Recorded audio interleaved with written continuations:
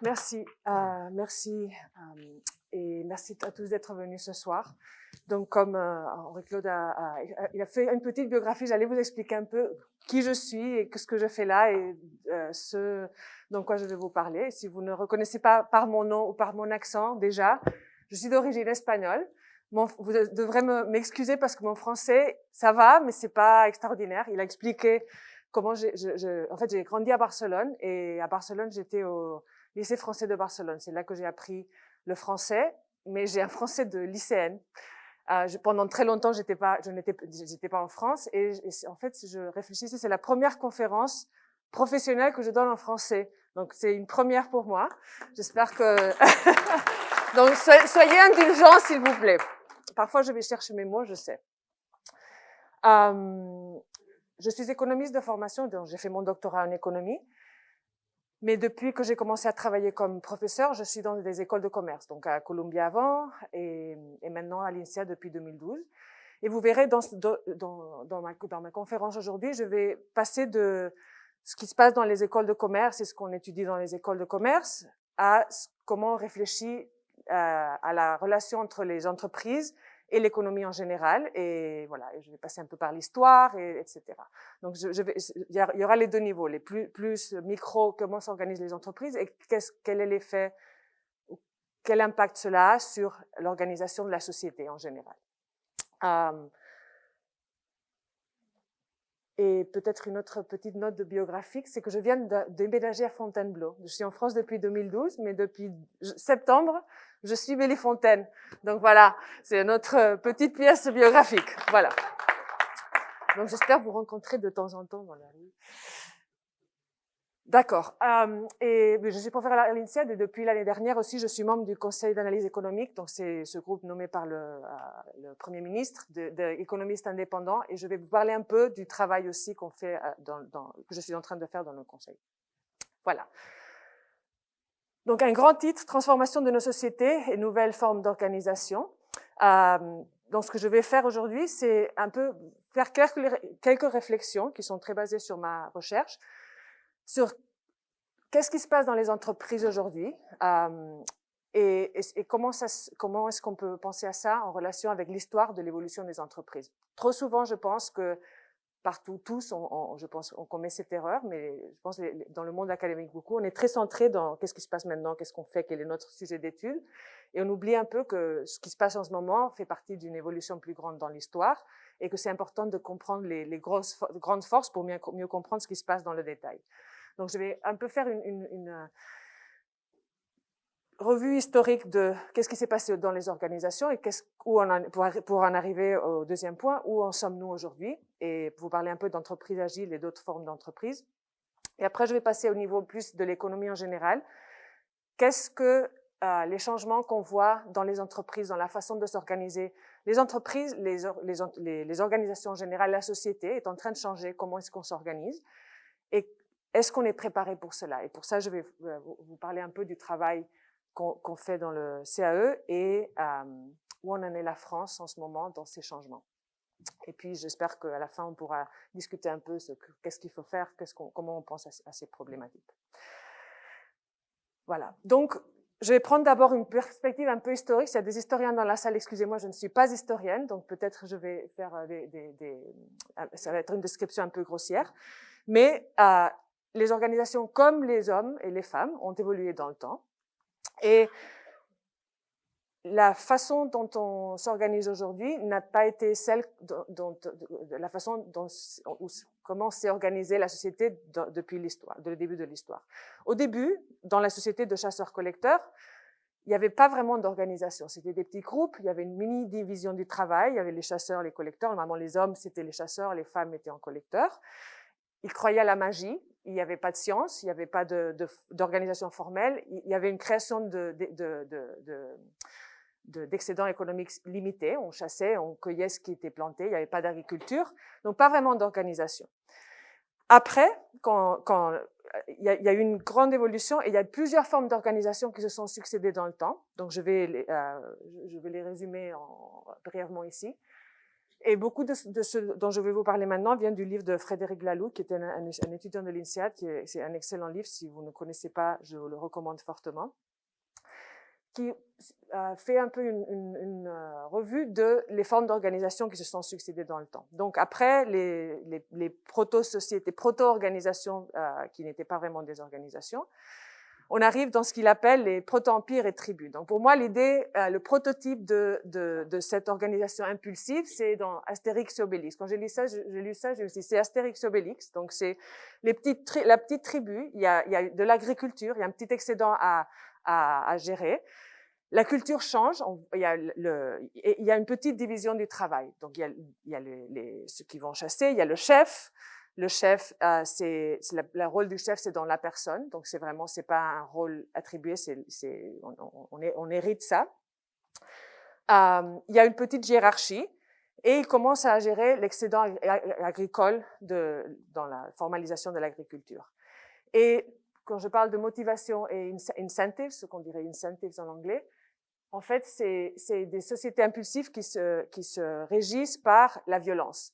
Comment est-ce qu'on punit? Par la violence, c'est le sang. Il y a beaucoup d'agressivité et beaucoup il n'y a pas vraiment de rémunération pour si on le fait mieux. C'est assez sanglant. Et en fait, je pense que ça résume bien les organisations, comment elles résolvent leurs problèmes. C'est pourquoi est-ce qu'on les appelle impulsifs, parce que c'est un peu ça. Pour moi, c'est vraiment Astérix Obélix, c'est le résumé.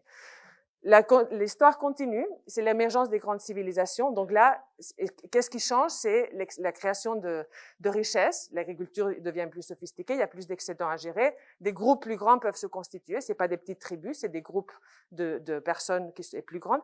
Et il y a un grand changement, la hiérarchie change. C'est un monde beaucoup plus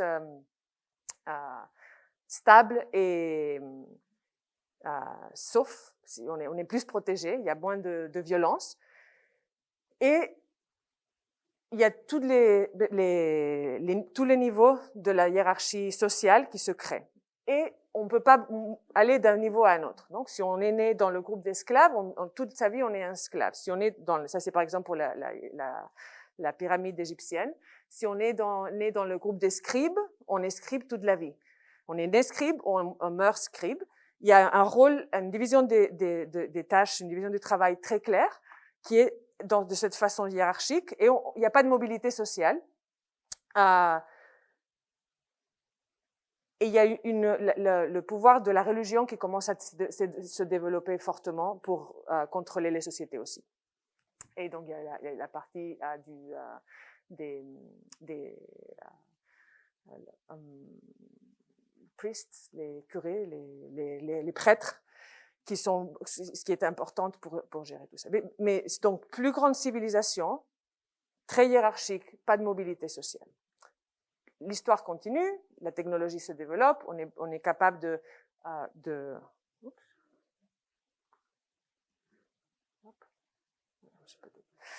on est capable de générer plus de richesses. Et la culture change, la société se développe et c'est le moment où arrive un grand changement de paradigme qui est né avec la Renaissance, où maintenant la vérité n'est pas donnée par la religion autant que par la science. Donc la science acquiert beaucoup de pouvoir dans la société et les bonnes idées sont rémunérées et sont validées. Du coup, ça veut dire que les gens, il y a beaucoup plus de mobilité sociale. Si on a une bonne idée, on est capable de progresser dans la société. Il y a beaucoup plus de richesse qui est créée. Et en fait, c'est un moment, on appelle ça les Achievement Organizations, les organisations de la réussite, j'ai traduit par réussite, où c'est vraiment la naissance du paradigme d'organisation moderne, où un bon travailleur peut évoluer, peut devenir chef d'entreprise. Les entrepreneurs sont très valorisés, les idées sont valorisées, il y a une accélération de la génération de croissance, une partie parce que la technologie et la science se développent, mais aussi parce que il y a cette organisation de travail.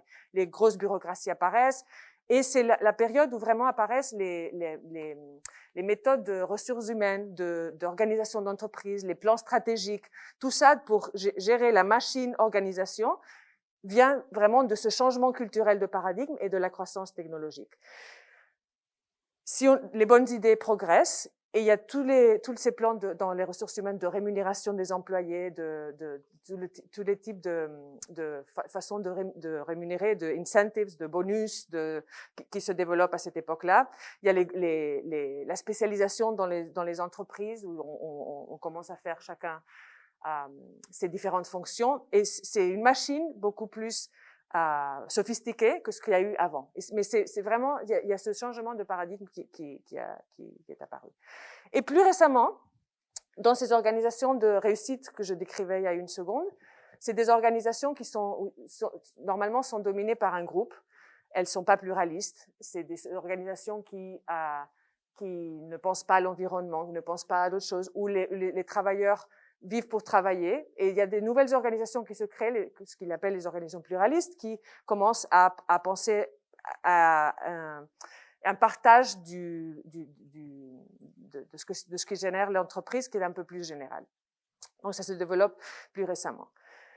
Voilà, donc en fait, ce type d'organisation ont émergé, ces principes organisationnels ont émergé dans le temps, mais coexistent aujourd'hui. Donc aujourd'hui, on peut voir, et il y a des formes hybrides. Aujourd'hui, on peut voir des organisations impulsives qui toujours aujourd'hui se régissent par ces principes. Donc si je pense à la mafia, si je pense, l'exemple qui me vient toujours à la tête aussi, c'est les organisations terroristes. C'est des organisations qui fonctionnent, qui ont une forme de fonctionner, qui répondent aux principes des organisations comme Astérix Obélix. Les organisations conformistes, c'est hiérarchie très rigide, où c'est difficile de changer de groupe, où c'est très bureaucratique. Parfois, je pense à certains secteurs publics, au secteur public classique, dans le pire sens du secteur public, qui ont ce sens conformiste, qui donne de la stabilité, mais qui est très rigide. Les entreprises de la réussite, c'est la majorité des entreprises qu'on connaît aujourd'hui. Les grandes multinationales fonctionnent comme ça. La plupart des entreprises du CAC 40, tout ce qu'on connaît, sont comme ça. Et les pluralistes sont les plus récentes qui ont une vision plus intégratrice des travailleurs. Et maintenant, mais après, où est-ce qu'on en est? Pour réfléchir à ça, je veux faire un pas en arrière et vous poser une question. Est-ce que vous savez combien de cerveaux a un être humain? 1, 2, 3.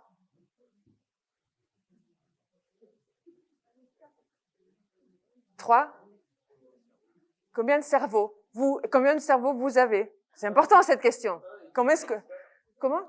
1 et 2 hémisphères. En fait, c'est une question que Frédéric Laloux, dont je vous parlais avant, pose souvent. En fait, on a 3 cerveaux. On a 3 cerveaux, et c'est le cerveau qu'on connaît tous, celui qu'on a dans la tête. Mais apparemment, on a aussi un cerveau. Qu'est-ce qu'un cerveau? C'est un cerveau, c'est une masse de neurones qui se communiquent, qui peuvent donner des instructions et qui sont indépendantes du reste du corps. Il y en a un dans la tête, il y en a un dans le cœur, et il y en a un dans l'estomac. Et pourquoi est-ce que c'est important? Parce que c'est une chose tellement basique, non?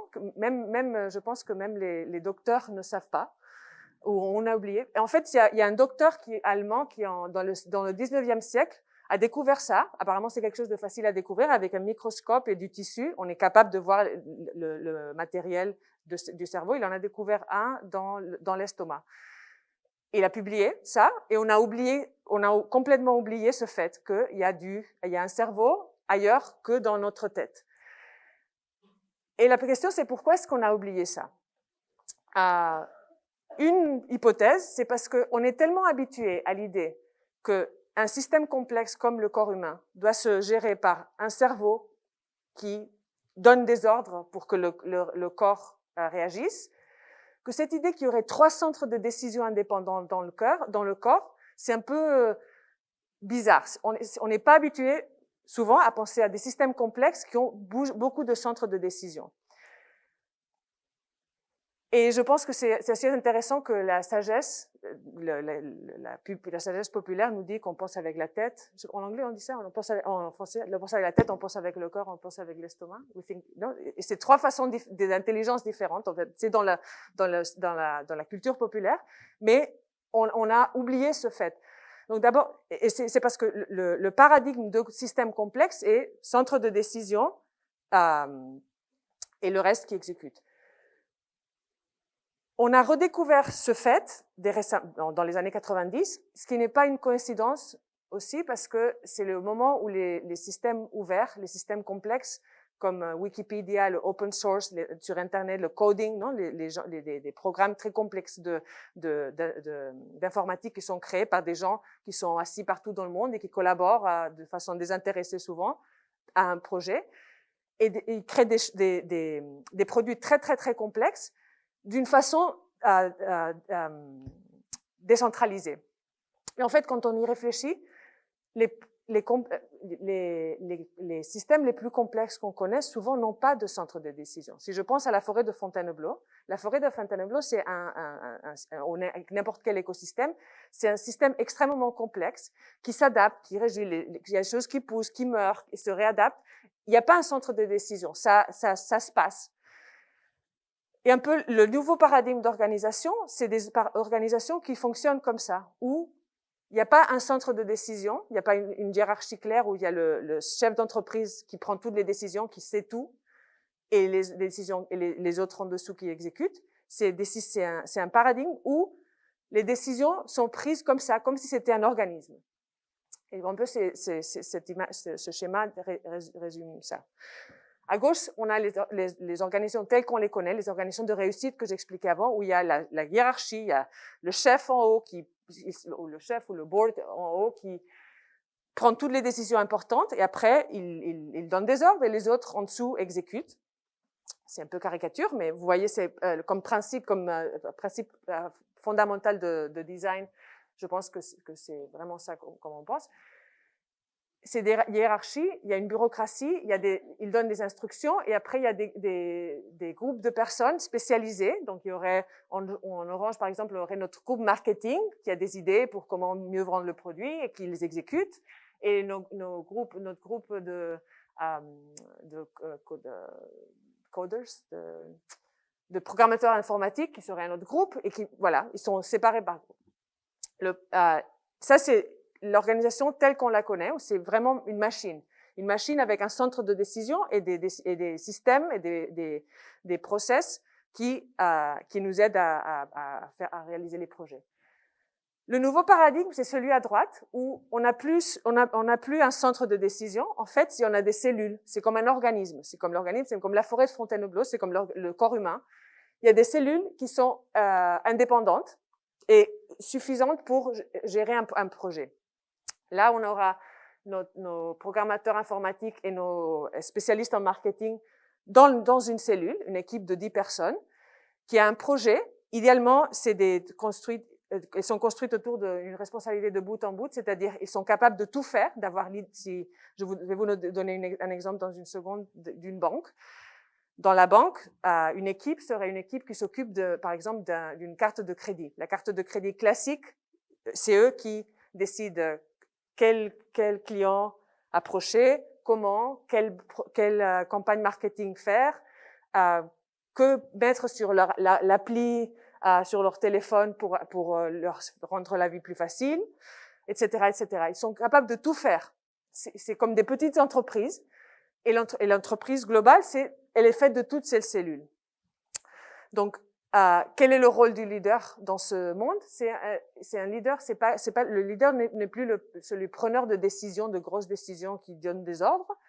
Le leader, il doit canaliser les ressources pour que ces cellules autonomes puissent développer leurs projets et vraiment mener à bout leurs idées. Pourquoi est-ce qu'elle se développe? Pourquoi est-ce que je pense qu'il y a un changement de paradigme? Et là, on a écrit un petit papier avec notre collègue Yves Doz. Et c'est une confluence de différentes forces. Depuis quelques années déjà, l'environnement est beaucoup plus volatile, avec la globalisation beaucoup plus complexe. Maintenant, on peut vendre un produit à l'autre bout du monde. C'est facile de l'envoyer. Bon, peut-être un peu moins maintenant, parce que tous les problèmes de logistique, mais c'était facile d'envoyer des produits à l'autre bout du monde. Avec l'Internet, on vend partout. Donc, c'est un monde complexe, dont on doit traverser des cultures, etc. C'est un monde volatile. Avec la digitalisation aussi, avec le développement de toute la transformation digitale, on ne sait pas trop ce que ça va donner. Si on vend des voitures, comment une voiture doit s'adapter à ce monde où c'est un ordinateur? Quand Google fait des voitures sans conducteur, ils sont en train de voir quel est le futur des voitures. On ne sait pas quel est le futur. On est dans un moment où la technologie crée une incertitude qu'on ne connaissait pas il y a 20 ou 30 ans. Parce qu'on ne sait pas ce que la technologie est capable de faire, comment elle évolue très vite. Disons, c'est l'Internet bien sûr, mais c'est l'intelligence artificielle, c'est les robots, c'est la quantité de données qu'on peut processer pour prendre des décisions maintenant. Il y a tout ça qui vient vers nous et on ne sait pas vraiment comment le gérer. Et donc l'idée que ce serait une personne très intelligente ou un groupe de personnes très intelligentes en haut de l'entreprise qui peut prédire tout ça, c'est un peu une folie parce que c'est trop complexe. Et l'idée, c'est que cet organisme va être plus capable d'absorber l'information et essayer des choses et s'adapter. En plus, il y a une crise depuis des années de bien-être au travail. Les employés dans ces hiérarchies ne sont pas contents, ils sont pas engagés et il y a une demande de plus de sens au travail et plus de réalisation personnelle. Donc tout ça, ça a donné que les organisations ont essayé de s'adapter, mais les modèles dominants on appelle les différents types d'entreprises de hiérarchie hybride on a changé les hiérarchies, on a essayé de faire, il y a même des spaghettis hiérarchies. On a essayé de les changer, mais c'est vraiment, on a eu du mal à s'adapter, à créer des organisations qui s'adaptent comme on voudrait. Du coup, il y a ce nouveau paradigme qui émerge, et il y en a un peu partout. C'est pas une entreprise qui a créé ça, il y en a un peu partout. Il y a parce que je pense que c'est vraiment un besoin de la société, un besoin de l'économie face aux changements technologiques qui viennent. Différentes personnes, différents groupes un peu partout dans le monde ont trouvé une façon de s'organiser qui a beaucoup de ressemblances. On retrouve les mêmes principes. Donc les équipes autogérées, c'était un peu ça. Si vous avez entendu parler de Holacracy, Teal et autres, ça, c'est les mêmes principes. Quand on regarde les détails, elles sont différentes. Mais ce principe d'organisme qui s'adapte à partir de groupes autogérés qui ont du pouvoir de décision, c'est commun à toutes ces entreprises. Dans le monde de la technologie, de l'information technology, il y a un très gros mouvement des entreprises agiles et ils ont ces mêmes principes. C'est la frustration de comment on développait avant les projets de software, de programmation, qui a donné lieu à une façon différente de développer les projets. Donc là, on pourrait parler des heures de chacun d'entre nous. Et en France, il y a Isa Getz, que je suis sûre que beaucoup d'entre vous avez entendu parler, qui parle d'entreprise libérée. C'est aussi le même type d'entreprise dont il parle. Donc c'est un peu partout, on le voit gérer, mais ce qui est important, je pense, c'est de reconnaître que c'est un changement de paradigme, un changement de paradigme de comment s'organise une entreprise, et qui reflète le fait que je pense qu'on est vraiment dans un moment charnière dans l'histoire. On a de la chance, c'est aussi difficile à voir et à vivre, mais il y a un moment qui change. La technologie s'accélère d'une façon, la culture s'accélère, les organisations sont en train de changer et voir comment elles font face à ce nouveau monde. Avec Yves, comment on définit ces organisations, si on appelle agile. Ah, j'ai trouvé une faute d'orthographe. Vous devrez m'excuser mes fautes d'orthographe. Ça, c'est pas un accent circonflexe, définition, accent aigu. Ça, c'est une typo, c'est pas une faute d'orthographe. Il faut y penser comme un système d'équipe avec le pouvoir de décision au niveau de l'équipe. Donc vraiment, c'est des équipes autogérées. Et il inclut diverses formes qui ont des ressemblances. Où est-ce qu'on les trouve? Les grosses boîtes de technologie à Silicon Valley et ailleurs, ont adopté ce système agile pour la programmation. Dans la Microsoft, on voit Agile, et en fait, il y a des gens qui disent que c'est le Microsoft qui était bien derrière de Google parce qu'ils avaient perdu du temps, etc., a vraiment changé. Et maintenant, Microsoft va très bien et est très innovatrice. Il y a eu un changement quand ils ont adopté ces méthodes agiles. Google utilise ça, Apple, tout organise ça, mais aussi des banques. En pharmacie, Roche, je parlais récemment à quelqu'un qui est à Roche, Malaisie. Roche est en train de faire un très important effort pour changer adopter ces principes de ce paradigme. Par exemple, en Malaisie, il m'a raconté qu'ils ont changé toute leur organisation dans ce modèle. Et en fait, avant, ils avaient les médecins d'un côté, ceux qui sont responsables des ventes d'un autre côté, les spécialistes marketing d'un autre côté. Et maintenant, ils ont des groupes autonomes qui sont responsables d'un purpose, un objet. Par exemple, ce serait le cancer du sein. Un autre, c'est les maladies cardiovasculaires. Et il y a toutes les compétences nécessaires pour développer les produits Roche et vendre les produits Roche en Malaisie sont dans ces équipes. Donc, ça a changé comment ils s'organisent.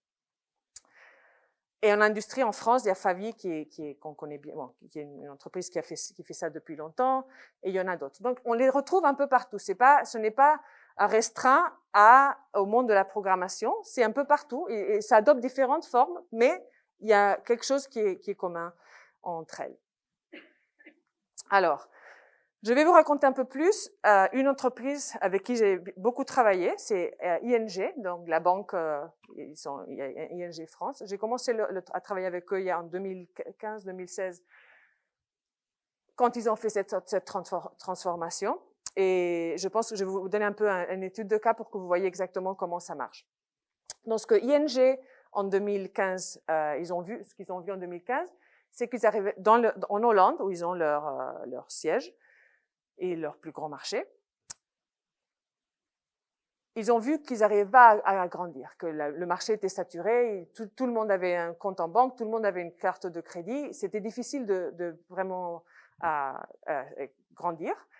Et en plus, une chose qu'ils ont vue, et que je pense que là, maintenant c'est plus répandu, mais eux, ils étaient à l'avance dans ce sens, ils se disaient, nous sommes une banque, on vend des produits bancaires, et la relation des clients d'une banque avec une banque, c'est en général, moi quand je pense à ma banque, je suis pas chez ING, c'est pas une facilité de transaction exceptionnelle. Normalement, si tu veux un crédit, une carte de crédit, un crédit immobilier, c'est des papiers, c'est des réunions, c'est des tests, c'est un peu, je dois avoir le temps pour appeler la banque. Et ce qu'ils ont vu, c'est si on est une banque qui opère comme ça, avec les nouvelles entreprises digitales qui essaient déjà de faire des services de paiement, etc., on n'a rien à faire. On est habitué à Amazon, on commande quelque chose en ligne et le jour après, on l'a à la porte et en 2 clics, on a quelqu'un qui nous livre notre produit devant nous. On va sur les diverses plateformes, on a des recommandations spécialisées à ce que nous aimons, ce que nous voulons. On a une facilité d'utiliser le Apple à créer ses produits avec une touche, on peut tout faire. Donc c'est une facilité d'interaction avec ces produits que ce n'est pas ce que la banque caractérise une banque. Et il se disait, si on change pas, ils vont nous bouffer. Donc on doit changer. Comment est-ce qu'on change? Bon, il faut puisque une banque, comme beaucoup d'entreprises, je parlais avant des entreprises, des automobiles, c'est la même chose. C'est surtout, la plupart des entreprises aujourd'hui sont et devront être de plus en plus des entreprises technologiques, parce qu'il y a la transformation digitale, on peut adopter la technologie, et la question est comment est-ce qu'on utilise la technologie. Ce qu'ils ont vu, c'est que pour faire ça et penser à ça, ils ont besoin de gens très doués et très bien formés qui puissent travailler avec des produits bancaires, mais avec une vision de technologie. Et les bons programmateurs, etc., ils ne voulaient pas aller travailler dans une banque. Ils disaient, c'est trop hiérarchique. En plus, les programmateurs dans une banque, c'était le plus bas de la hiérarchie. C'était pas les stars du tout. Et ils ne voulaient pas travailler dessus. Donc, ils ont dit, il faut qu'on change comment on s'organise pour pouvoir trouver ces nouveaux produits et attraire le talent dont on a besoin pour vraiment être performant sur le marché. Et donc, ils ont changé de ce type d'organisation.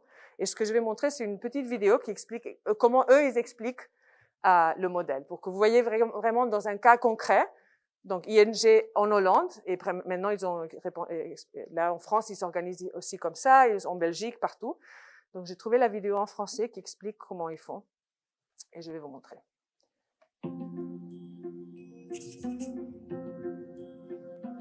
Le monde qui nous entoure change rapidement et la technologie est le moteur de ces changements. Les clients disposent d'un nombre croissant de possibilités pour contacter ceux avec lesquels ils font des affaires qui doivent être accessibles 24 heures sur 24, 7 jours sur 7 et fournir un service pertinent, de qualité et personnel. Cela vaut pour toutes les entreprises commerciales, y compris les banques. Les innovateurs numériques comme Spotify et Netflix sont à l'avant-garde de ce développement quand il s'agit d'adapter sur mesure leurs services aux besoins du client. Ils ont une idée claire de la culture d'entreprise et une approche pointue des processus de collaboration. Ils croient fermement en la méthodologie appelée Agile. Pour ING, ils constituent des sources importantes d'inspiration pour élaborer un nouveau mode de collaboration, un nouveau niveau de service aux clients. Cette nouvelle façon de travailler exige de réagir plus rapidement aux besoins changeants des clients. Moins de transmission entre les départements, moins de réunions de coordination, plus d'espace d'initiative et des niveaux de responsabilité plus élevés aussi bien pour les équipes que les individus. Alors, comment cela fonctionne-t-il ? L'unité fondamentale dans l'organisation de notre modèle à venir est le squad. Les squads sont des équipes autonomes et autorégulatrices comptant jusqu'à 9 personnes entièrement responsables de leur propre mission spécifique liée aux clients. Les squads sont articulés autour de différentes disciplines, différents domaines d'expertise et différents acquis. Par exemple, le squad demande de crédit hypothécaire s'occupe de développer et de mettre en œuvre la façon la plus efficace et la plus conviviale pour nos clients d'aller de la première demande de crédit hypothécaire à l'approbation finale. Et le squad Search Engine a pour mission de développer le moteur de recherche le plus convivial et le plus efficace pour nos divers canaux numériques. Vous pouvez trouver dans les squads des collègues spécialisés dans les domaines du marketing, de product management, de formula management, de data analyst, de user experience et de l'IT. Ils peuvent être parfois plus nombreux dans tel ou tel domaine en fonction de la nature de la mission du squad. À l'intérieur de chaque squad, le Product Ownership est assigné à un seul membre du squad. Ce Product Owner est responsable de ce que fait le squad, il est chargé du backlog et de la liste des tâches à exécuter et détermine les priorités. Cela ne signifie pas que le Product Owner soit le patron. La coordination entre les membres de la même discipline a lieu à l'intérieur de chapters. Il y a par exemple un Chapter Data Analytics, un Chapter Customer Journey Mortgages, un Chapter Customer Journey Expert. Les chapters déterminent le comment s'attaquer aux travaux. Le chapter lead en détient la responsabilité finale et est également au sommet de la hiérarchie des membres du squad, en prenant en charge le développement personnel, l'encadrement et le cycle de performance des membres des squads. Le chapter lead s'acquittera de ses fonctions en plus de son travail quotidien dans son propre squad.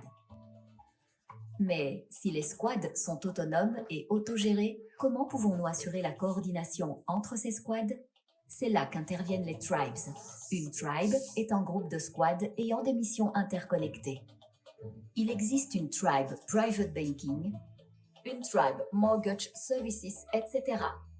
En règle générale, une tribe compte moins de 150 personnes, coordonnée par le tribe lead, qui, bien que n'étant pas le patron traditionnel de tous les membres de la tribe, veille à ce que l'expertise et la vision soient partagées, fixe les priorités et alloue les budgets disponibles. Le tribe lead est également l'interface avec d'autres tribes. Et c'est tout. Ou presque. Il existe encore un rôle essentiel, celui de Agile Coach. La personne qui encadre les individus et les squads et qui les aide à se développer et à prospérer. Voici, en bref, comment la plus grande partie de ING fonctionnera à l'avenir. La plus grande partie n'est pas l'entièreté. L'approche agile implique une certaine flexibilité à s'adapter aux besoins du moment. La formation de Thrives est en grande partie faite sur mesure en fonction des circonstances et des objectifs spécifiques. Et il s'agit d'une approche qui ne convient peut-être pas à toutes nos fonctions et par conséquent, un certain degré d'essai et d'erreur nous aidera à déterminer ce qui dans la pratique fonctionne et ne fonctionne pas. L'approche agile est en soi agile et n'est pas fixée définitivement. C'est ce qui fait d'elle un instrument utile pour réaliser nos objectifs.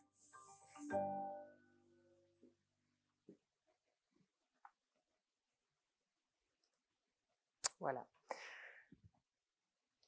Donc, ça change complètement la façon dont l'entreprise s'organise. Il n'y a plus de managers, les managers classiques qu'on connaît qui prennent toutes les décisions, qui supervisent le travail de ceux qui sont sous eux, qui décident combien doivent être rémunérés les employés.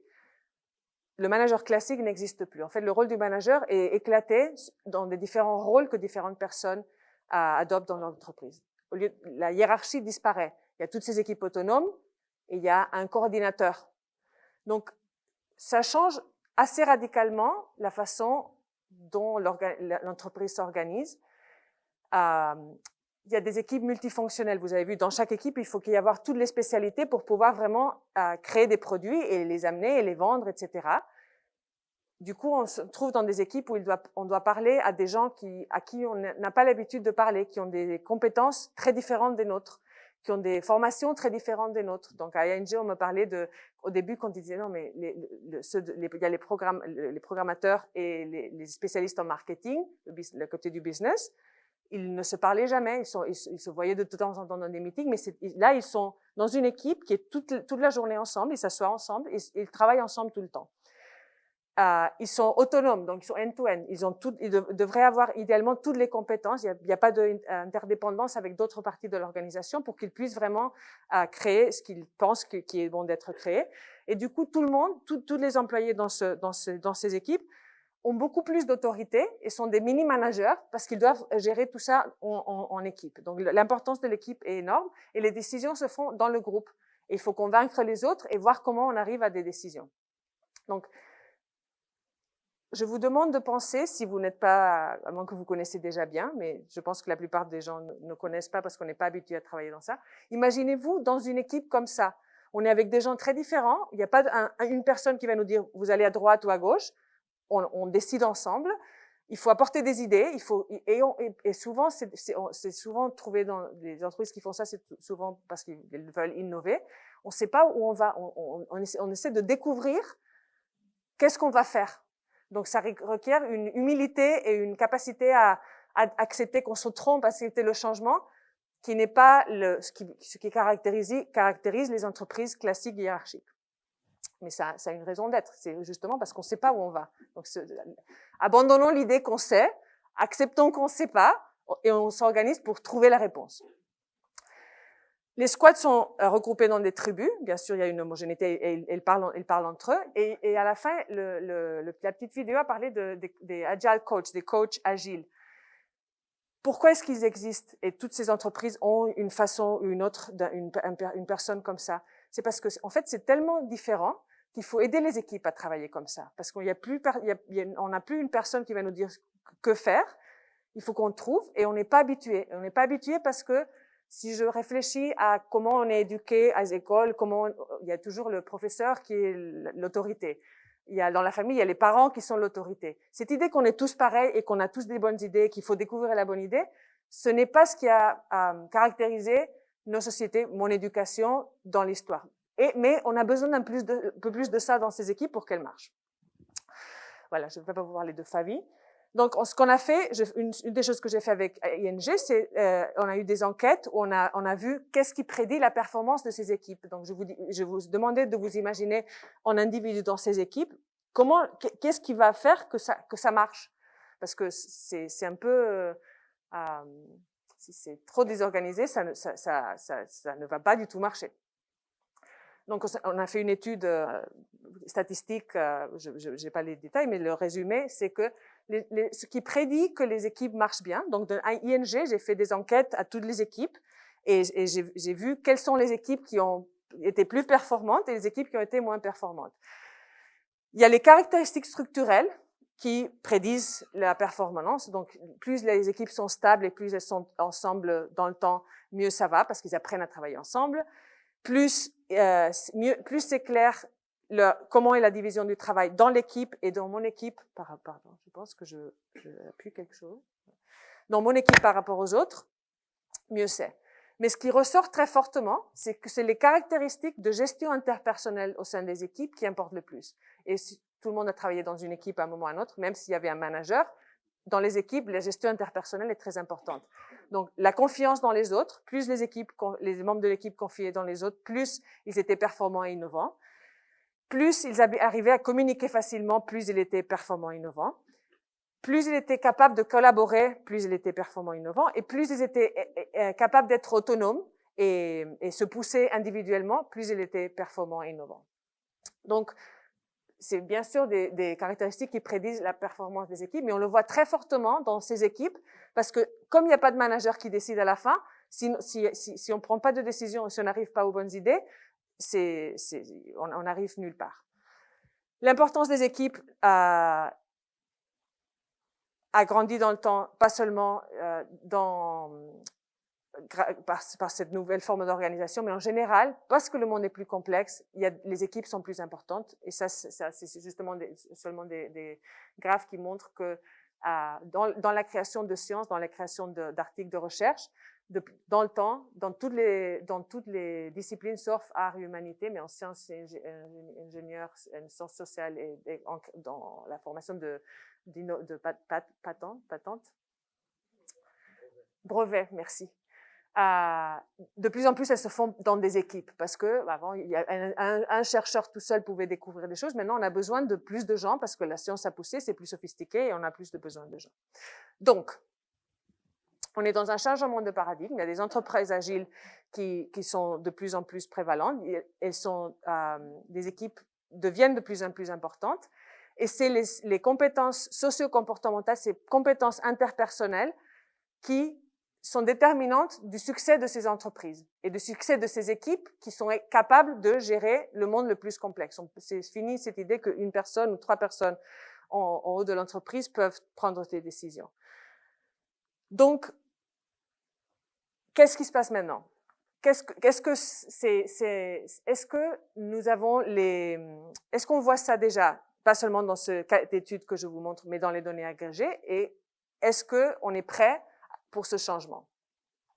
Il y a beaucoup d'études qui ont regardé quelles sont les compétences importantes dans cette compétence socio, dans de différentes mesures de soft skills. Et elles sont mesurées de différentes façons. Je ne vais pas entrer dans le détail. Ce que j'ai fait récemment, et ça c'est, là je passe au travail plus, moi je pars de la business school, l'école de commerce où on regarde comment s'organisent les entreprises et je me dis quel est l'effet de ce changement d'organisation d'entreprise sur l'économie globale. Est-ce qu'on voit ces histoires que je raconte d'une banque en Hollande, est-ce que ça se reflète dans l'économie globale? Et c'est un travail qu'on commence à faire dans le CAE, où on est en train de voir comment a changé la demande de différents types de skills, de différents types de compétences dans la société dans l'économie française. Donc là, je partage un graphe qu'on vient de faire récemment. L'étude est toujours en cours. Mais ce qu'on a fait, c'est on a pris l'économie française depuis 1982. On regarde toutes les occupations qu'il y a dans l'économie française. On regarde quel est le contenu de compétences de chacune des occupations, si on est architecte, statisticien, n'importe quelle occupation. Et on a vu quelles sont pour chaque occupation, c'est combien de compétences sociales de combien de compétences sociales on a besoin, de combien de compétences en maths analytiques on a besoin, donc social maths, c'est ce qu'on veut résumer. Et voilà, les 4 lignes sont est-ce qu'on est dans le groupe social élevé, maths élevé, social bas, maths élevé, etc., etc. Et ce qu'on voit, c'est que les professions, la structure de l'économie française, les travaux qui vraiment grandissent, c'est social élevé, maths élevé. Ce n'est pas suffisant d'être très bon en maths, parce que maths élevé, social bas, c'est la ligne verte, en fait, elle décroît. Et on pense beaucoup à compétences cognitives, analytiques sont très importantes, les maths sont super importantes, mais ce n'est pas suffisant. C'est maths avec compétences comportementales ce sont les professions qui grandissent. Donc, on a vu aussi que les compétences socio-comportementales, donc ils ont un impact sur le salaire. On a vu ça aux États-Unis très fortement avec Heckman, des prix Nobel il y a quelques années, a beaucoup de papiers sur ça, et sont aussi importantes que les compétences cognitives classiques qu'on apprend à l'école, maths, etc. Et en France, il y a des études qui montrent la même chose. Donc, on pense beaucoup dans le changement de paradigme. Quelles sont les compétences qui sont nécessaires? Je dis c'est la partie analytique, mais c'est la partie comportementale qui est très importante. Et donc, ma dernière réflexion, c'est où est-ce qu'on en est, ce qu'on regarde un peu, où est-ce qu'on en est en France dans les différentes compétences. Et l'histoire n'est pas bonne. Ça, c'est une note du Conseil national de la productivité qui juste a résumé les compétences. Ici, c'est les compétences plutôt cognitives en lecture, en calcul des Français. Donc, la ligne bleu clair, c'est pour chaque compétence, chaque façon de regarder ses compétences, quel est le pays qui le fait le mieux. La ligne orange, c'est le niveau de la moyenne de l'OCDE.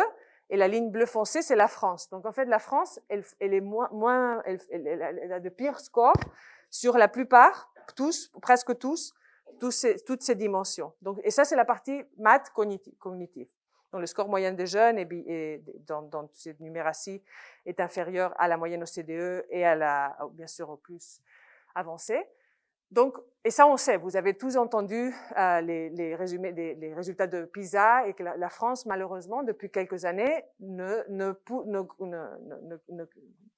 n'arrive pas à suivre les leaders dans ces dimensions. Et les socio-comportementales, c'est pas une bonne histoire non plus.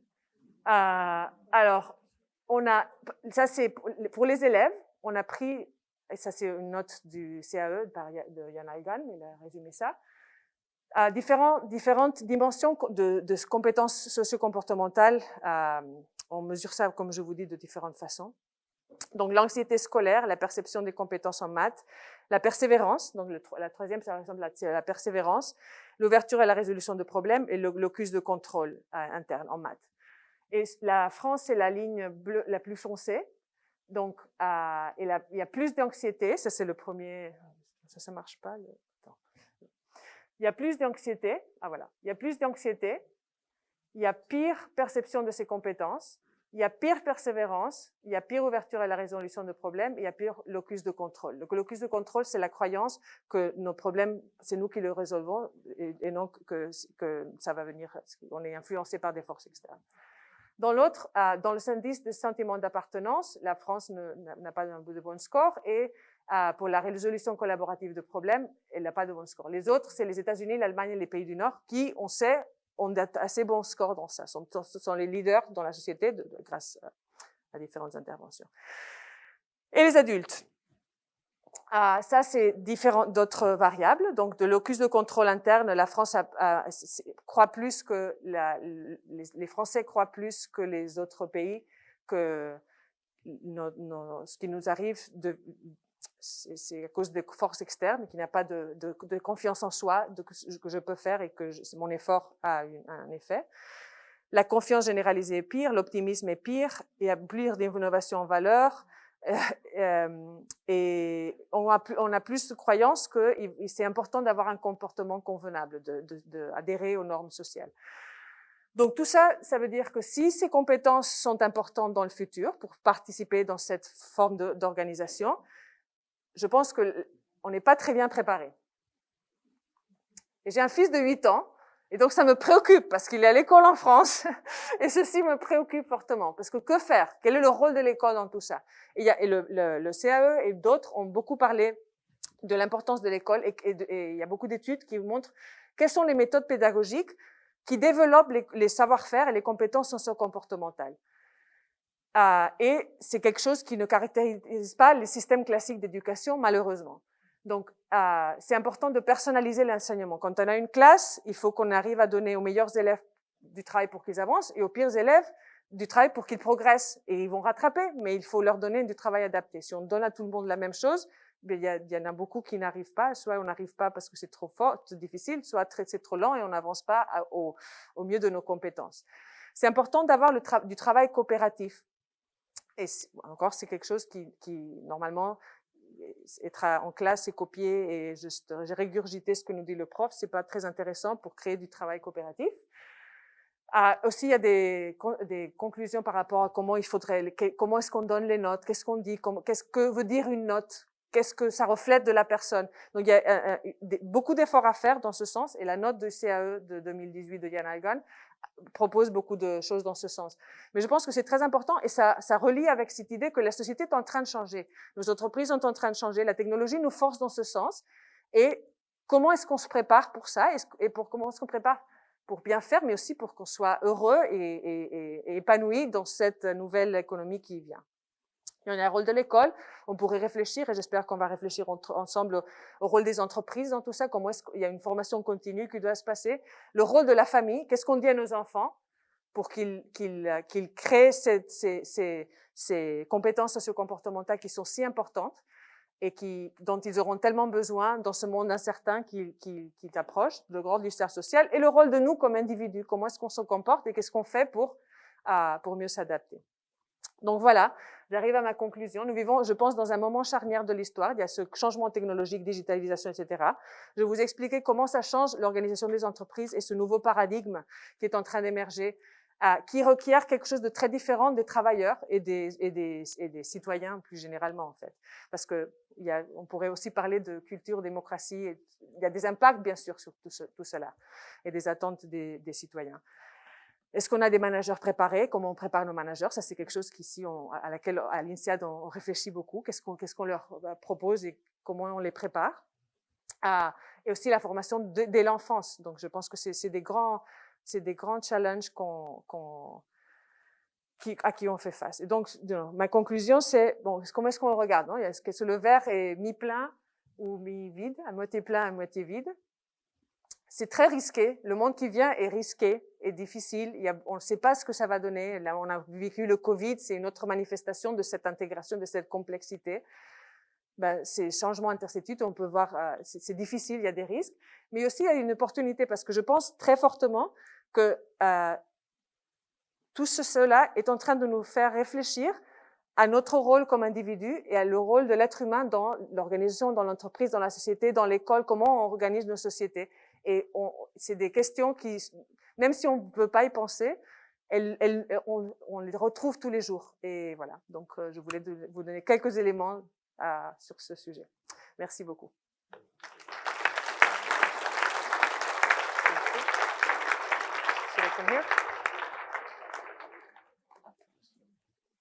Merci beaucoup. Merci beaucoup, Maria. On va certainement avoir pas mal de questions, mais sur le plan de l'éducation, parce que finalement, ta conclusion, c'est de dire que la France est tellement en retard, quand on voit le graphe de l'étude de l'OCDE, c'est inquiétant. Qu'est-ce qu'on peut faire au niveau de l'école primaire, secondaire, ou même au niveau des universités à l'INSEAD? Il y a des choses, tu dis, à l'INSEAD qui sont en cours. Dans l'école, est-ce qu'on peut...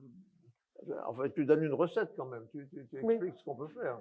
Oui, dans la note que je mentionnais avant, il y a beaucoup de recommandations que le Conseil d'analyse économique a fait au gouvernement en 2018 sur ce qu'il fallait faire. Je pense que changer l'école en France, c'est difficile parce que, voilà, je vais pas vous l'expliquer. Mais c'est essentiel. Je pense que vraiment c'est essentiel. Je pense d'abord, il faut qu'on en parle. Qu'on dise ça, c'est très important. Et qu'on soit conscient de l'importance. Parce que sinon, nos enfants, ils vont souffrir.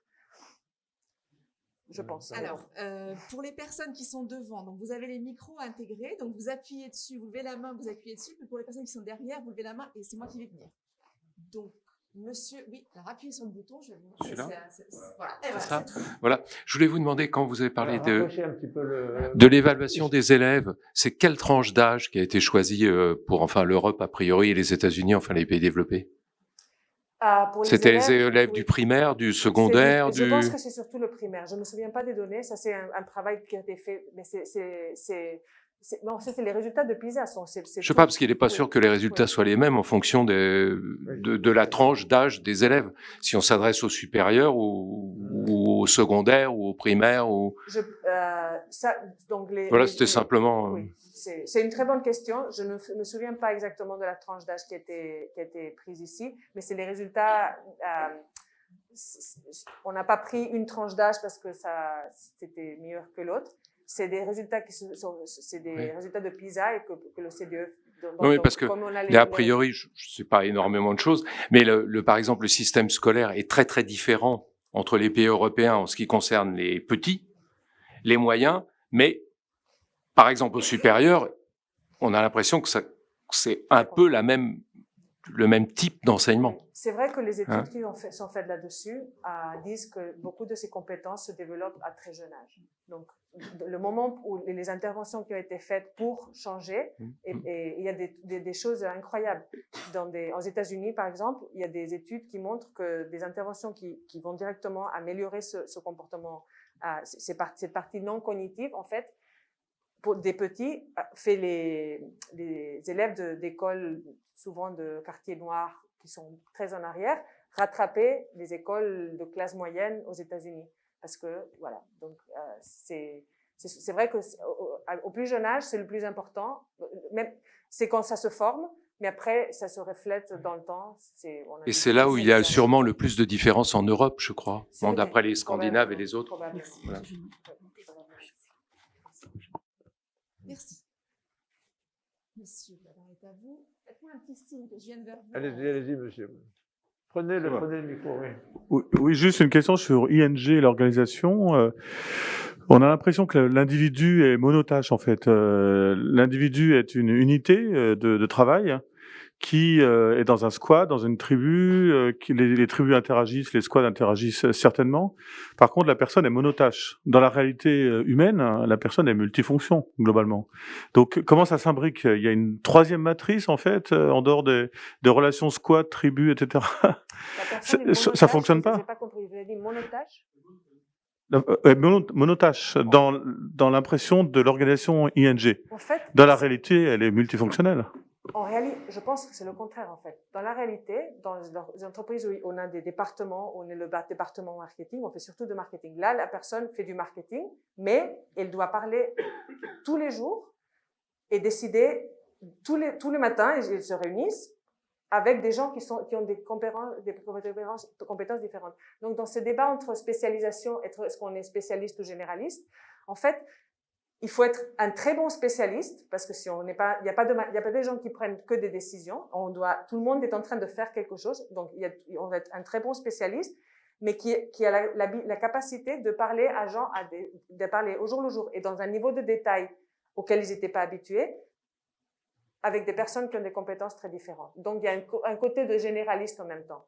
Il faut être capable d'intégrer toute cette information et d'intégrer notre savoir-faire dans le groupe général tous les jours. D'une façon. Donc, il y a un peu les deux. C'est un peu paradoxal, peut-être, mais il y a un peu les deux. D'accord. Oui. En fait, ça remet vraiment en cause le mode d'éducation qu'on a aujourd'hui, où c'est très spécialisé par matière, quoi. Par matière et par secteur. Monsieur. Moi, je voulais juste... Non, je finis. Dans votre avant-dernière diapositive, c'est apprendre à apprendre. Je suis pas de première jeunesse, pour vous donner un ordre d'idée, j'ai fait mon CP pendant la dernière année de la Deuxième Guerre mondiale. Et je suis une scolarité normale, je dirais. Et j'ai découvert, j'étais effrayé quand mon fils aîné a commencé son CP, de voir les méthodes qui étaient employées. Et j'ai découvert à ce moment-là que j'avais été infavorisé parce que j'avais fait toute ma scolarité primaire en méthode freinée. Et en fait, je me suis rendu compte que c'était ça, quoi. On m'a pas appris des choses, on m'a appris à aller chercher l'information là où elle était. Et je suis un peu désolé de voir où en est encore l'éducation nationale dans ce domaine-là. Je suis grand-père, je suis arrière-grand-père. Ma petite fille a fait une scolarité classique comme son père. Et rien n'évolue à l'éducation nationale. Et je crois que vous soulevez un problème qui est un problème de poids. Merci, monsieur. Ce n'est pas une question, c'est un commentaire. C'est pourtant un commentaire. Je ne suis pas spécialiste en éducation du primaire. Je suis spécialiste en prof d'économie à Business School. Mais je pense que c'est tellement important et ça a des conséquences tellement importantes qu'il faut en parler. C'est pour ça que je voulais... Mais merci. Parce que soulève monsieur, c'est quand même en fait des méthodes un peu multidisciplinaires auxquelles il semble que ce que tu présentes nous pousse à revenir. Il y avait une question. Oui, moi j'avais juste une question, c'est que dans tout ce qu'on a vu, on voit que ça évolue, mais il n'y a pas la dimension de l'impact aujourd'hui environnemental qu'on voit pas, qui va encore faire des changements et qui va tout transformer, à mon avis, dans les organisations. Absolument. Et ça, c'est hyper important, quoi. C'est une autre, je dirais que c'est une autre variable à laquelle on ne connaît rien. On sait que ça va venir et que ça vient, que c'est déjà ici et qu'il va falloir s'adapter. Et comment s'adapter? Ouais. Et le bonheur dans tout ça?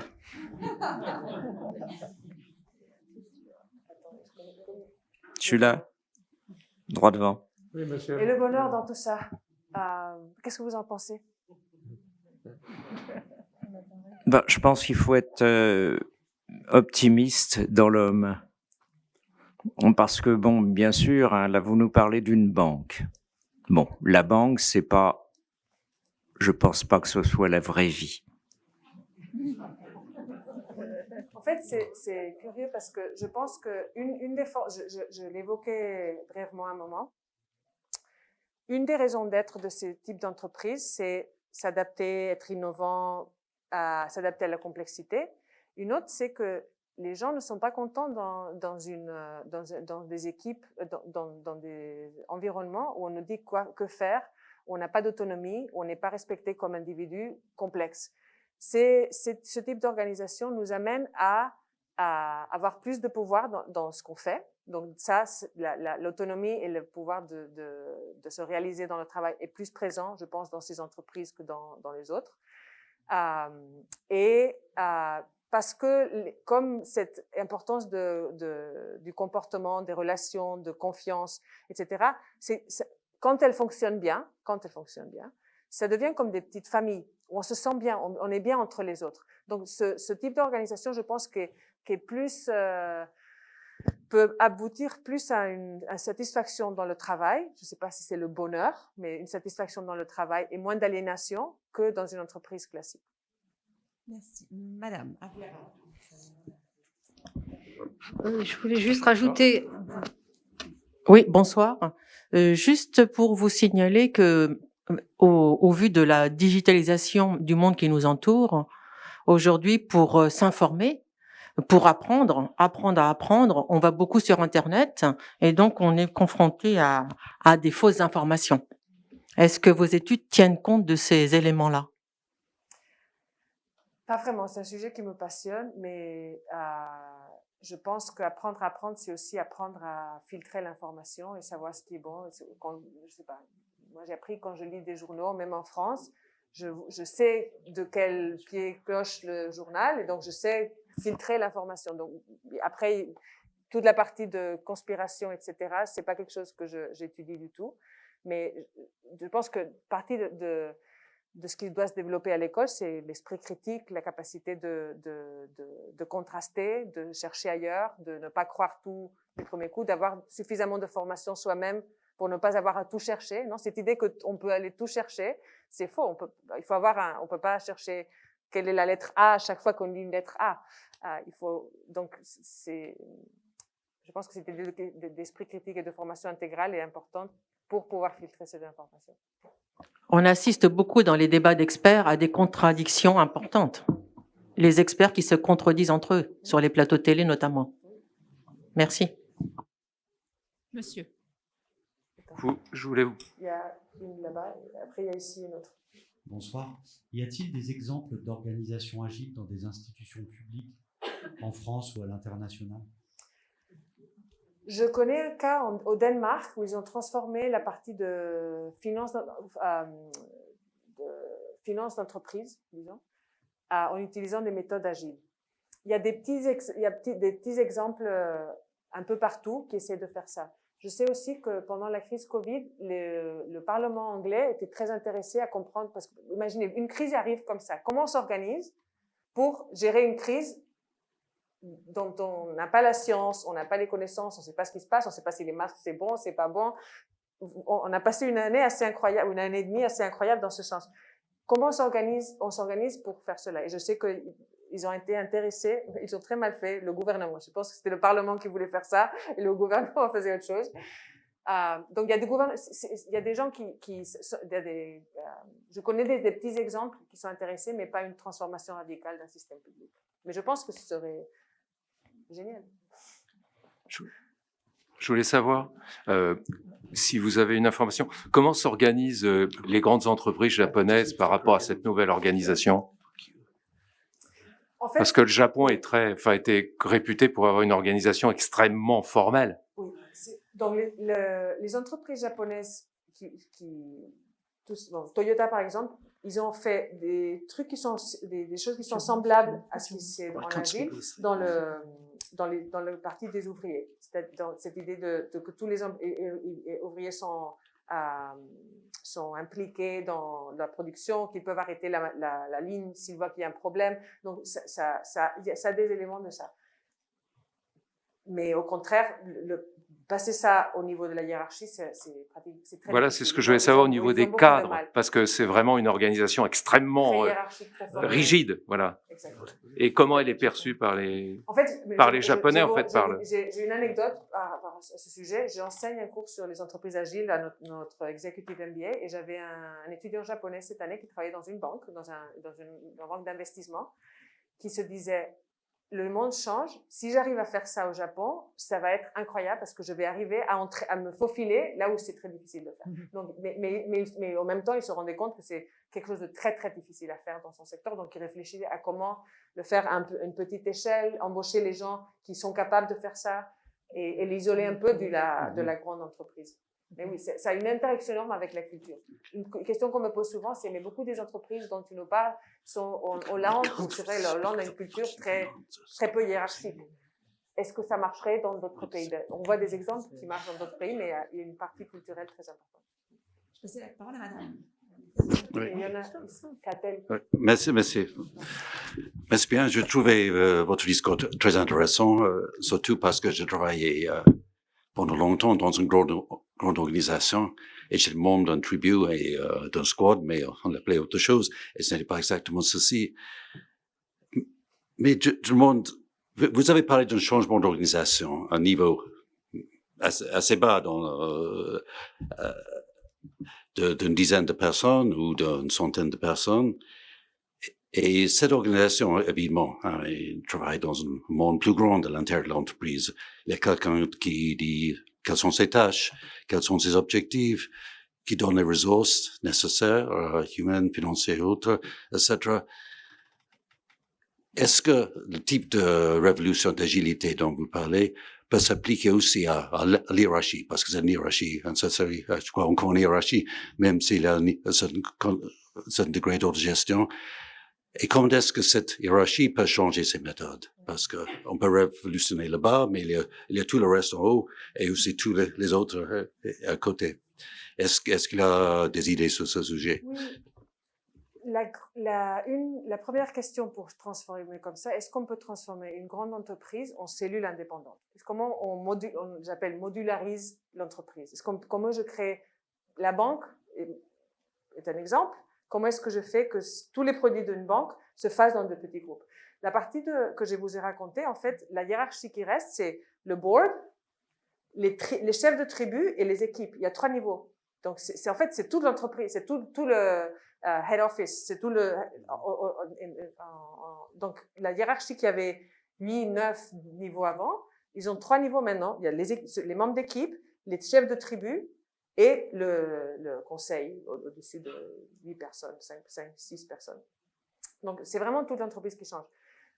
Plus c'est complexe, plus c'est difficile à faire. Mais le problème, je pense que la complexité, c'est: est-ce qu'on peut créer cet écosystème de petits groupes? Et les entreprises je trouve fascinant aussi. Moi, je pense que c'est possible, mais je n'ai pas l'exemple d'énormes entreprises qui aient changé. Beaucoup de celles qui l'utilisent, ce sont des entreprises de technologie. Mais il y a des moyennes entreprises, il y en a beaucoup, des petites, il y en a.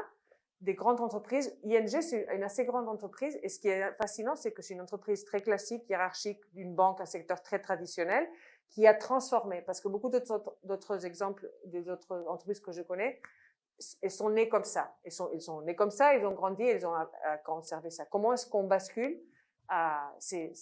Ouais, on est en train de découvrir. Et je vous ai expliqué ING comme un exemple, mais ça ne veut pas du tout dire que ce soit le modèle à adopter. L'important, c'est que c'est le principe.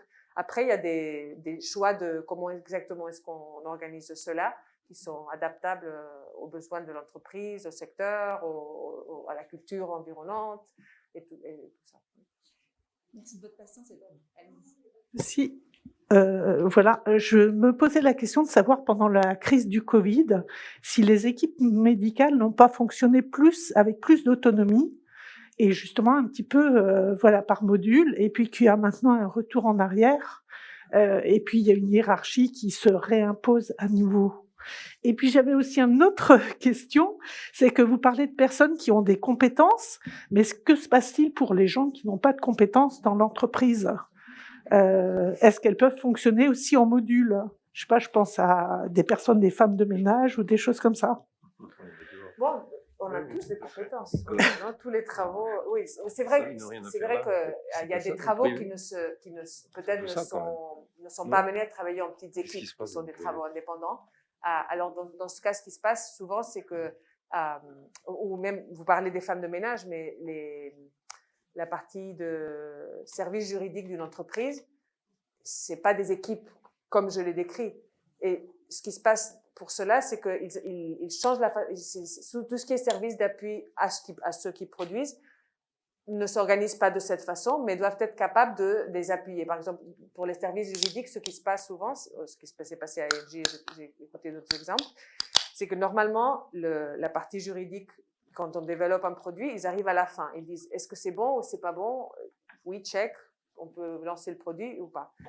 Dans ces équipes, ça ne marcherait jamais parce qu'ils ne peuvent pas être la police. Donc, ce qui se passe, ils changent la façon dont ils fonctionnent. Ils commencent depuis le début à travailler avec les équipes, même s'ils ne forment pas partie de l'équipe elle-même. Donc, c'est des appuis, mais pas tout le monde est dans ces équipes, parce que il faut avoir besoin de tous ces skills pour faire ça. Et Maria, sur la partie hospitalière, c'est intéressant comme question aussi. Est-ce qu'il y a des réformes qui ont été faites dans des hôpitaux américains avec cette partie agile pour que ce soit sélectionné en type de maladie, mais pour regarder la personne de façon intégrale, un peu plus holistique aussi? Oui. Je n'ai aucun exemple d'hôpital. J'ai des exemples. En fait, là où je connais bien un autre exemple, c'est dans des équipes de nurses, d'infirmières, dans des services à la personne d'infirmières qui ont commencé à adopter ces méthodes justement parce que le système classique d'attention à la personne, c'est une personne est malade, souvent pour les personnes âgées, aussi en Hollande, c'est ça où ça a commencé, mais il y en a partout maintenant. Une personne est malade et il y a quelqu'un qui vient leur voir à 10h pour les baigner, à 10h30 pour leur donner la pilule, quelque chose, une médecine, et c'est très spécialisé. Et du coup, les infirmières sentaient qu'elles n'avaient pas un rapport intégral des problèmes de la personne. Et le service n'était pas aussi bon, et les patients disaient, je ne sais plus qui vient me voir, je ne sais plus ce qui se passe. Et donc, il y a des entreprises qui sont organisées pour justement faire une infirmière à un patient pour qu'ils aient cette vision intégrale. Et du coup, c'est des équipes d'infirmières qui organisent le service de région géographique d'une ville avec le principe d'organisation. Elles s'organisent en équipe pour gérer tout ce qu'elles doivent gérer pour servir la région géographique, le quartier, etc. Mais le principe, c'est justement d'intégrer ça. Donc, au niveau d'un hôpital, ce serait encore plus de personnes qui auraient cette compétence. Je vais prendre une question ici derrière, parce que monsieur a été très patient ici. Oui, moi j'ai remarqué depuis mon enfance que toutes les sociétés qui se développaient, elles étaient toujours en avance par rapport aux autres, humainement et socialement. Alors qu'on a l'impression que vous voulez inoculer quelque chose comme le vaccin sur des individus. Mais les individus, j'ai travaillé en équipe par exemple aussi, pour que l'équipe fonctionne bien, c'est une interaction entre individus, ça ne se décrète pas. C'est pas on a une solution comme ça, on va la mettre comme ça et ça va fonctionner. À mon avis, c'est aussi l'environnement quelque part qui fait que les individus sont prêts à donner pour cette société-là. Et moi, j'en ai l'expérience, mon entreprise, je vous la nommerai pas. On est tellement attachés que même moi, maintenant, quand on me demande quelque chose pour mon entreprise, j'y vais et je réponds.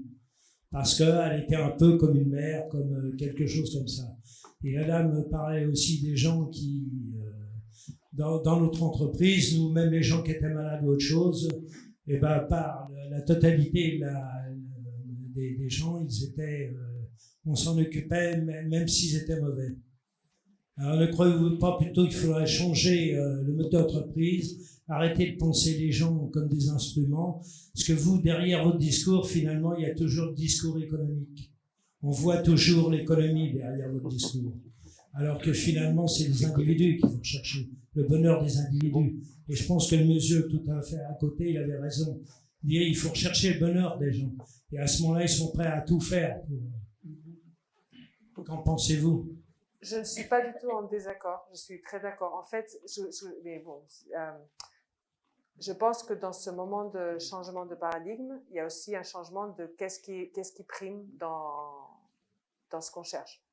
Et cette primauté du retour financier des entreprises et du shareholder value est en train de décliner contre autre, ce qu'on doit tenir en compte du bonheur des employés, de la satisfaction des clients, de ce qui se passe avec l'environnement. Il y a une responsabilité plus grande des entreprises que ça. Et je pense que c'est une partie, dont j'en ai pas du tout parlé, quand je disais, j'avais entre parenthèses, culture-démocratie, je pense que c'est un peu ça ce qui est en train de se passer. Ce changement que je pense qu'on vit est au-delà de ce dont je me spécialise. Je suis économiste. Je ne suis pas anthropologue culture, mais c'est une partie très importante. Et oui, donc, désolée de ne pas l'avoir mentionné directement, mais je suis d'accord. C'est en train de se passer. Vous nous avez parlé de vos compétences dans une entreprise, une grande entreprise, une banque en l'espèce. Et vous nous aviez dit en début de votre exposé que vous étiez aussi participant dans une commission ministérielle. Et je voulais savoir dans quelle mesure vous pensez que vous puissiez avoir une action qui débouche dans une commission ministérielle pour transformer les administrations. Nous, on va écrire un papier pour le Premier ministre qui explique tout ça et un peu plus. Et après, je ne sais pas ce qu'ils vont en faire. Madame. Moi, je connais le limite de mes compétences. Autre question? Voilà. Mais justement, je voudrais revenir sur l'enseignement et par rapport à ce que disait le monsieur qui est là tout à l'heure sur... Parce que dans les INSPE, qui sont les instituts de formation des professeurs des écoles, la pédagogie freinée est à l'honneur, la pédagogie différenciée est à l'honneur. Voilà, je peux vous le certifier, elle est à l'honneur, notamment dans l'institut de formation de Seine-Saint-Denis, l'un des quartiers les plus terribles, là où le recrutement des professeurs est absolument... très difficile. Il y a de quoi. Je viens d'en faire l'expérience pendant 1 an. J'ai subi 2 agressions, une dans la rue, une à l'école. Mais en même temps, le travail collaboratif, c'est un des objectifs. Donc j'apporte un témoignage et donc il y a une volonté. Je ne sais pas, avez-vous une idée, puisque vous avez l'air de connaître un petit peu le système éducatif français, sur l'apport de comment je proposais cela et en même temps, je voudrais votre opinion sur l'une des décisions récentes du ministre de l'Éducation nationale qui parle de vouloir permettre aux directeurs d'école de choisir les enseignants Moi, je me pose la question de savoir si ça ne fait pas revenir en arrière, en fait, ce genre de décision, parce que c'est ce qui existe, par exemple, dans l'enseignement privé catholique.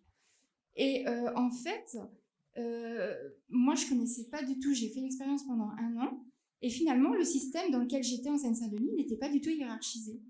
Et finalement, l'enseignant, même le jeune enseignant, enfin le nouveau, celui qui est encore stagiaire, on lui dit de se considérer comme un enseignant et donc d'assurer et de représenter la fonction. Et en fait, moi j'ai fait l'expérience d'une directrice par exemple qui m'a renvoyée sur mes starting blocks et qui m'a dit mais prends tes décisions. Donc le système hiérarchique dans ces endroits-là, c'est vraiment un fonctionnement d'équipe. Donc je crois qu'il y a un certain nombre de mentalités qui sont prêtes à réagir de cette façon. Alors voilà, comment proposeriez-vous de faire évoluer le système et où sont les freins dans le système éducatif français? Est-ce que c'est régional? Est-ce qu'il y a des endroits? Mais ça me fait penser. Je pense que je vais t'encourager à inviter quelqu'un qui va adresser cette question, parce que c'est une question la question c'est qu'est-ce que doit faire au système éducatif français pour changer ça? Comment est-ce organisé? Est-ce que c'est hiérarchique ou pas? Est-ce que c'est une bonne idée d'avoir les directeurs d'école?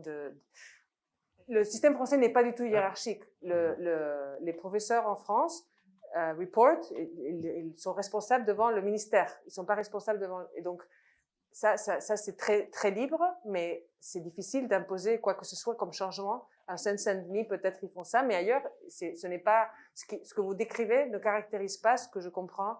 Et le système français, mais je ne suis pas spécialiste d'éducation. Et sur ce point, il y a beaucoup d'enseignants dans la salle qui ont des réponses probablement, parce qu'ils ont l'expérience tous les jours de vivre avec la dépendance du ministère. Peut-être encore quelques questions, une ou deux, parce qu'on est... Alors, on va donner la parole à quelqu'un qui n'a pas posé de question encore, s'il vous plaît, messieurs. Oui, allez-y, madame. Oui, voilà, c'est bon. Oui, je pensais que il y a quand même, depuis une vingtaine d'années, dans les très grandes entreprises françaises et internationales, une propension à justement éclater les responsabilités, c'est-à-dire faire des zones par produit, avoir des objectifs très ciblés avec des groupes autonomes. Donc j'ai l'impression que dans les très grosses structures, celles qui font partie du 440 peut-être et d'autres moins, cette agilité, elle a déjà commencé. Il y a beaucoup de...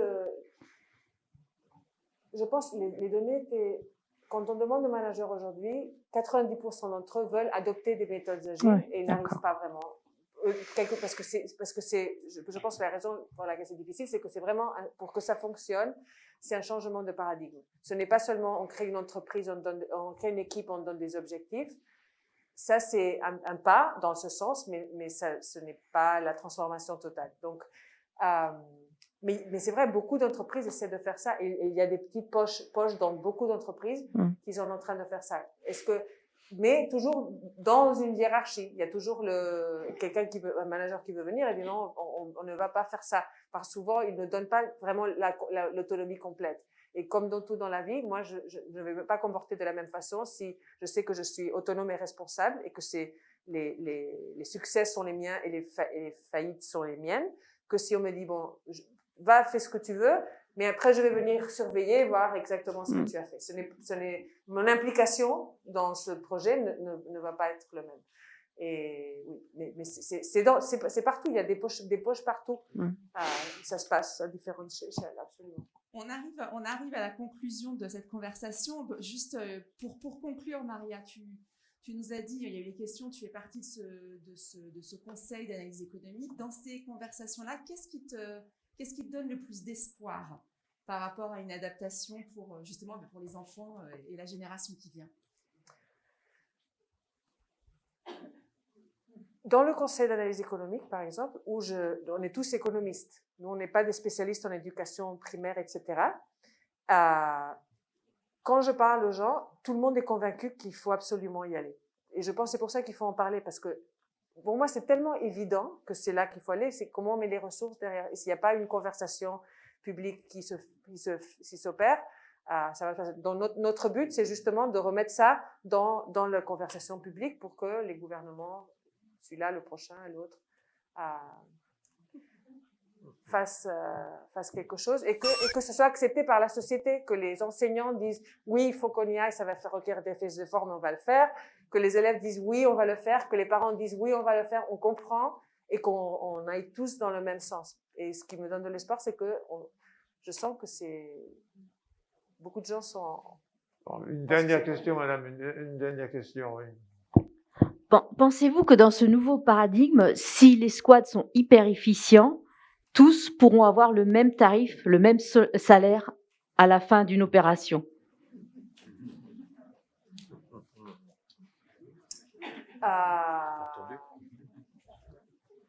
Dans ces entreprises, en fait, c'est intéressant parce que le paradigme antérieur donnait une compensation, une rémunération en fonction des objectifs arrivés, des bonus, etc.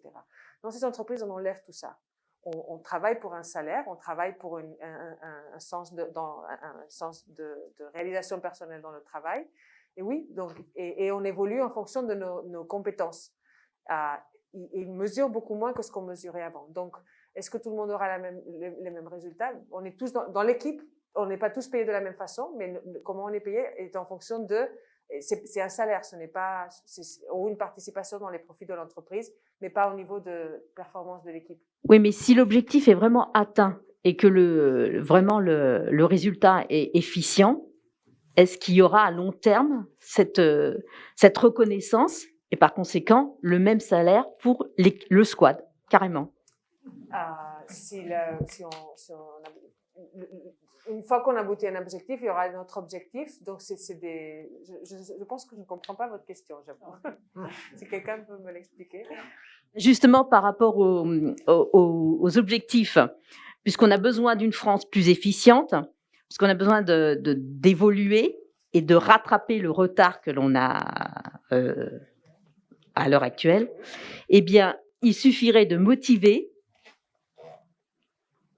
déjà par le biais de tout individu, mais pas spécialement enfin, c'est une bonne chose d'être ensemble, de travailler ensemble sur des commissions, tout le monde a travaillé ensemble et on est tous efficients. Mais si vraiment l'objectif est atteint, la reconnaissance, surtout à l'heure actuelle, économique, eh bien... L'objectif atteint, ça veut dire qu'on crée des nouveaux produits, qu'on les vend à plus de gens, que ça grandit, qu'on génère plus de valeur, qu'on y vend des nouveaux... Mais la valeur du squad doit être reconnue. La valeur du squad doit être reconnue. Et par conséquent, elle ne peut être que reconnue par le biais d'un salaire équivalent à tous. Et c'est ça. Mais ça, c'est en réflexion. Hein. On peut en parler après. L'horizontalité des salaires. Ça, c'est un truc qui marche. Parce que, petit chef, chef moyen, grand chef, super chef. Je remercie c'est comme ça que ça marche. Maria, parce qu'elle a eu de grandes gentillesses.